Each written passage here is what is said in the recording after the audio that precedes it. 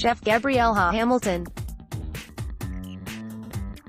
Letting my mind roll over my own payroll, female after female after female, from general manager to bar manager to sous chef to pastry chef to owner to server, I couldn't imagine that we were still having this conversation, this draining, polarizing conversation about where the women are in the industry. When I opened my own restaurant, nearly 10 years ago, I finally put to bed that whole business about being a woman in a male-dominated profession. When I first read these lines in Gabrielle Hamilton's groundbreaking memoir Blood, Bones, and Butter, I felt a stirring of exhilaration in my corp coursing up my head, and buzzing between my temples. The year was 2011, and I'd just begun on my 4th year as a restaurant hostess, amiably grinning my way through my shifts at several top New York City eateries. I knew all too well the ugly sexism curdling in the industry's belly, even worse for back-of-house women than for those of us working the floor, but Hamilton's memoir touched on a possibility that I hadn't even considered, the idea of a truly egalitarian dining climate where identifying as a female chef would be neither necessary nor notable. A chef would be a chef, a manager would be a manager, a sommelier would be a sommelier, regardless of gender. It sounded pretty damn good to me. And Hamilton, with her successful and delicious East Village restaurant prune and her skilled way with words, seemed the perfect standard-bearer for this brave new world. But even then, something seemed a little off about Hamilton's reading of gender relations in the hospitality industry.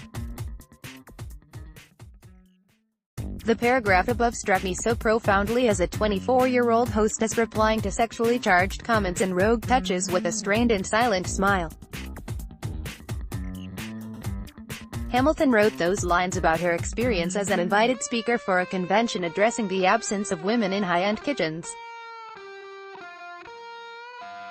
In the book, Hamilton speaks openly about her reluctance to address this group, and there's something almost defensive about her distaste of being called a female chef. While I understood and largely related to the frustration, Hamilton's determination to remove that phrase from the conversation read as an attempt to ignore the problem rather than address it.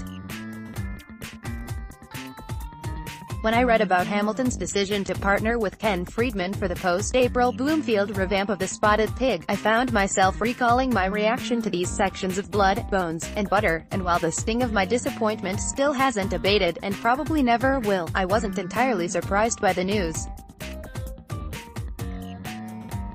The accusations against Friedman, which largely fueled the service industry discussion around the Me Too movement, paint a picture of an individual blatantly using his position of power to exploit, undermine, and abuse female subordinates. This isn't a man who respects women, and for a female restaurant leader to align herself with him comes with very heavy implications. Bloomfield knew this, although her choice to speak publicly came later than many would have liked, and ended her partnership with Friedman as a result. Hamilton knows this. She knows that attaching her reputation and that of her partner Ashley Merriman to Friedman's notoriety sends a clear message to the women currently in her employ. If they come forward with concerns or accusations of their own, they can expect to be silenced. She's even making peculiar, and arguably offensive, comparisons between her situation and Jose Andres' choice to travel to Puerto Rico after Hurricane Maria. She recently referred to the Friedman harassment debacle as a man-made disaster. And that's exactly the point. This situation was entirely made by a man who made the conscious choice to abuse his authority. It's not an act of God. It's not outside the realm of human control.